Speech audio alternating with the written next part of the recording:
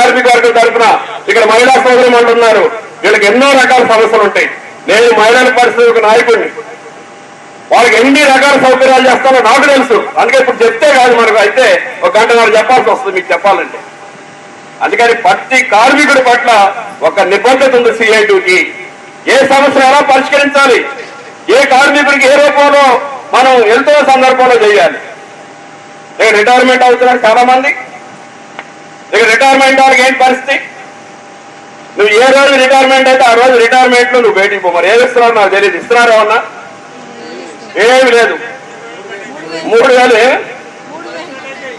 3,000 ఇస్తారట. 6,000 7,000 మాట్లాడుకున్నారే 3,000 చేతిలో పెడుతున్నారట. మధ్యలో ఏమైపోయినాయి?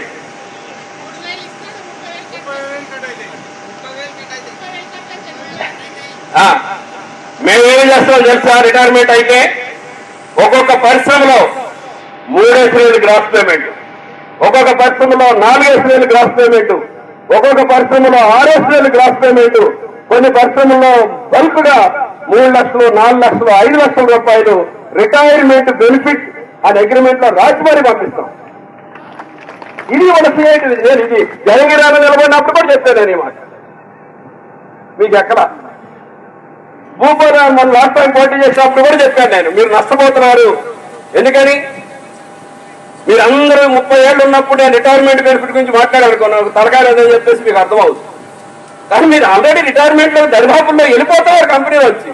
ఇప్పుడు కదా రిటైర్మెంట్ మాట్లాడాల్సింది. మరి రిటైర్మెంట్ బెనిఫిట్ మరి ఖచ్చితంగా మాకు ఇవ్వండి అవకాశం. మరి మేమేంటో మీకు చూపిస్తాం. మేము అన్ని మాటలు చెప్పుకోపోయేమేముంది?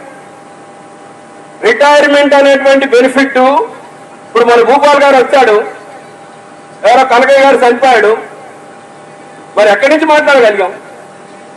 ఎక్కడి నుంచి మాట్లాడగలిగామంటే CI2 యూనియన్లు ఉన్న దగ్గర ప్రమాదపరితంగా కార్మికుడు ఫ్యాటల్ యాక్సిడెంట్ లో కార్మికుడు చనిపోతే కంపెనీలో ఇదిగో ఇట్లా ఇప్పించినటువంటి చరిత్ర మాకు ఉంది కాబట్టి ఆ చరిత్ర తీసుకొచ్చేసి ఇక్కడ మేము చెప్పగలిగాం.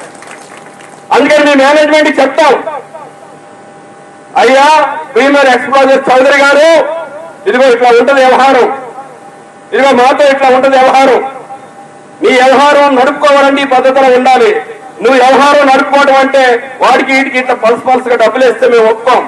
నేను ఇక్కడ చెప్తాను, CI2 గెలిస్తే CI2 పద్ధతిలో యూనియన్ నడుస్తుంది. ఖచ్చితంగా చెప్తాను ఈ మాట, నేను ఖచ్చితంగా చెప్తాను ఈ మాట. CI2 పద్ధతిలో గెలిస్తే ఇక్కడ 10 మందో 20 మందికో కాదు లాభం, ఈ కంపెనీ 400 మందికి లాభం జరగాలి. 400 మందికి లాభం జరగాలి. అది CI2 విధానం, అది CI2 విధానం. అప్పుడే ఒక మంచి వేతన ఒప్పందాన్ని మనం సాధించుకున్నట్టు పరిస్థితుంది.